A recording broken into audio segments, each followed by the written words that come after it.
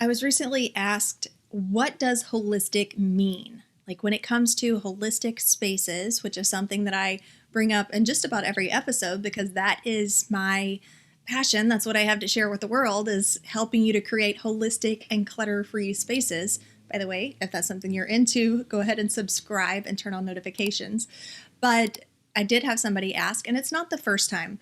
And I thought that it would be really great if I could just have a "what is this" episode on YouTube to be able to direct people to whenever they need a little clarity. So, what exactly is a holistic space? What do I mean by that? Cambridge Dictionary defines holistic as meaning dealing with or treating the whole of something or someone, not just a part. And this really reminds me of the medical field, like nurses, doctors.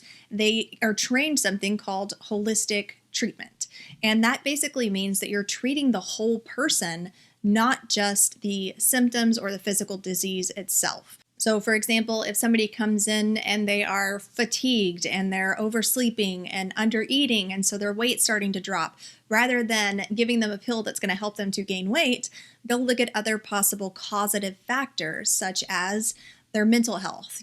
Are they dealing with some kind of anxiety, some post-traumatic stress, some level of depression? They might look at, what's going on emotionally, basically looking at the person as a whole person instead of as a physical symptom. And I see our homes the same way. I know that there are a lot of people who teach about minimizing and decluttering and organizing and all of these subjects that are really helpful and great. But I think that just approaching them from just this physical standpoint of discarding, getting things out, organizing your systems, while that is helpful, it's not the whole story. It's not the holistic system. So I like to look at our environments, which are like one of the main physical components of our lives, right? You've got yourself and your health, you've got your environment, what you're surrounding yourself with, and then you have, your relationships and other people in your life. Well, your environment is a pretty important factor in your overall happiness.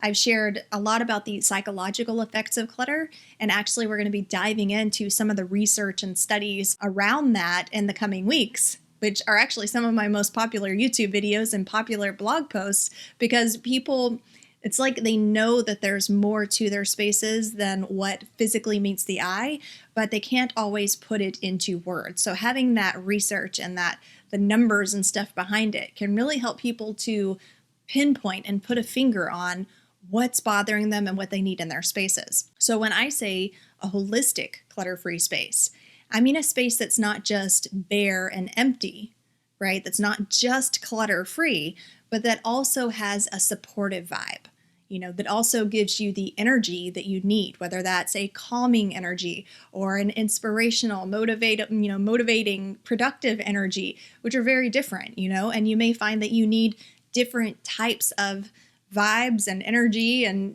decor and flow in each of your rooms. You might need a bathroom that feels really spa-like and relaxing because that's where you go to do your self-care and to rejuvenate. And you might want your office to feel more inspiring and energizing and have more poppy colors because that's where you go to wake up and to feel focused and productive. So that can change from space to space, but it's still a holistic supportive system if it's giving you what you need. So functionally giving you what you need, has the layout that's giving you what you need, which would be the physical component, but also is giving you what you need as far as your mindset, like getting you in the right mental state, helping you to bring forth the version of yourself that you're going to want to bring forth in that space.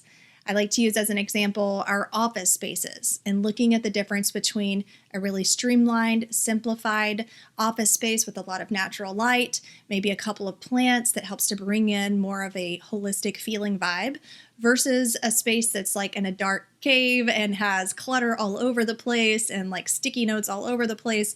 And which area would you feel like you're able to be the version of yourself, the professional version of yourself, the creative version of yourself, the productive version of yourself that you need to be when you're in that space.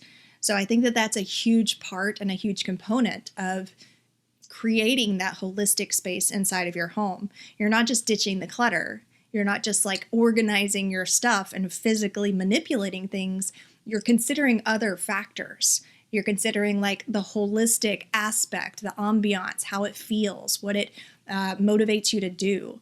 All of those things are part of this holistic system. The way that I teach holistic clutter-free spaces is kind of broken into two different aspects of this holistic system. So part of it is getting the clutter out and creating the clutter-free space to begin with using a holistic method.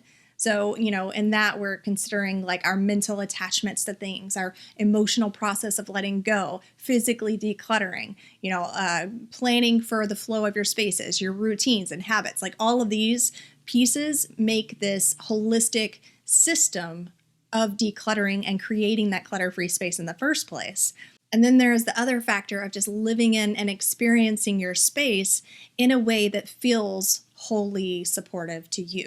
So I kind of divide this holistic idea into two different perspectives. One that has to do with the decluttering process itself, and one that has to just do with the space itself. Now, if you want more information on the holistic decluttering process, then I do share that in my free masterclass that's called the Holistic Clutter-Free Formula. So I'm going to go ahead and put a link to that down in the description. But in general, creating a holistic space, I really do think is the only way to go. So you have some people who are drowning in clutter, and obviously that doesn't feel good. It results in all different kinds of anxiety and stress, high cortisol levels, like arguments with people that you love, issues with your finances. Like there are just a whole lot of health and emotional concerns when it comes to living in overcluttered spaces. But overly sterile and empty spaces have also been shown to cause tension, especially with other members of the household who don't necessarily jive with that type of environment. So I think that when we can find a more supportive sweet spot that goes beyond the clutter, like the clutter isn't there, but it's also not completely sterile.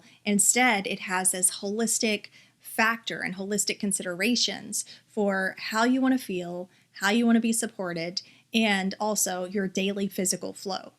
So hopefully that helps to answer any questions. If you have any other questions about a holistic space or what something means or how to achieve something, then be sure to ask those down in the comments, and I will catch you here next week.